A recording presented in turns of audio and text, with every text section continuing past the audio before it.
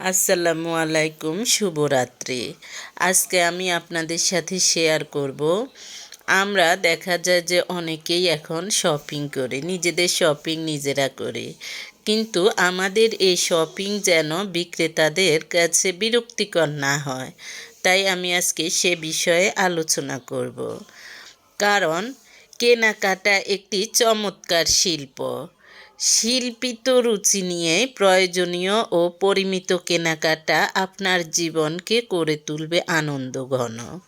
আর কেনাকাটা যদি হয় বাতিক, অর্থাৎ অনেকের নেশা, তবে আপনি হবেন ক্ষতিগ্রস্ত। কারণ প্রয়োজনীয় জিনিসটা আপনাকে কিনতেই হবে, কিন্তু দেখা যায় যে অনেক সময় অপ্রয়োজনীয় জিনিসও আমরা কিনে ফেলি, সেক্ষেত্রে এটা হবে আমাদের জন্য ক্ষতিগ্রস্ত।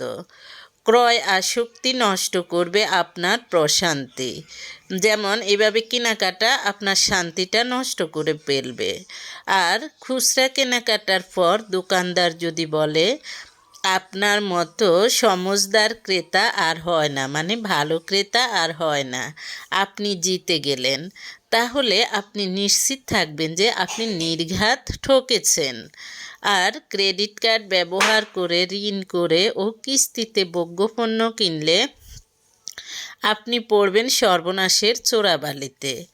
তাই আয়ত্ত করুন কেনাকাটার ক্ষেত্রে কি করণীয় এবং কি বর্জনীয়।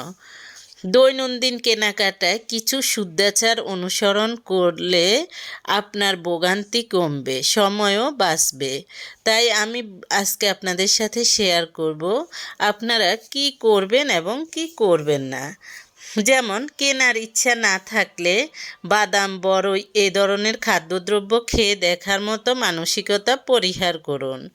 সবজি বা ফল কেনার সময় খোসায় নখের আঁচড় লাগাবেন না, এতে কিন্তু বিক্রেতা বিরক্ত হবে। দাম জানতে প্রথমে ট্যাগ দেখুন, ট্যাগ না থাকলে বিক্রেতাকে জিজ্ঞেস করবেন।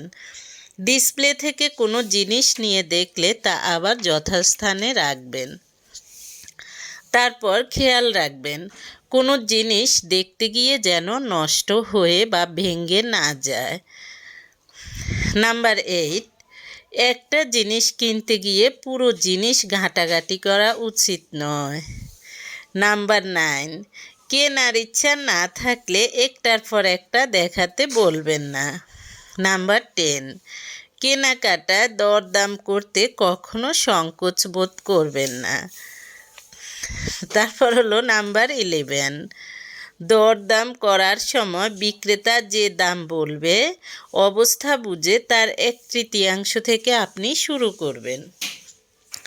এক্ষেত্রে রাউন্ড ফিগার না বলে খুচরো পরিমাণ দিয়ে বাড়াতে থাকুন। তারপর আস্তে আস্তে বাড়াবেন, তারপর একটা রাউন্ড ফিগার বলে তারপর আপনি জিনিসটা ক্রয় করার চেষ্টা করবেন। তারপর অনেক বিক্রেতা বলে আফা ভাই এই একটাই ফিস আছে আনকমন, এটাই এখন চলছে। বিক্রেতার এইসব কথায় প্রভাবিত হয়ে কখনো দ্রব্য বা প্রোডাক্ট কিনবেন না। মনে রাখুন সেই প্রবাদ, কিনতে গেলে পাগল আর বেচতে গেলে ছাগল।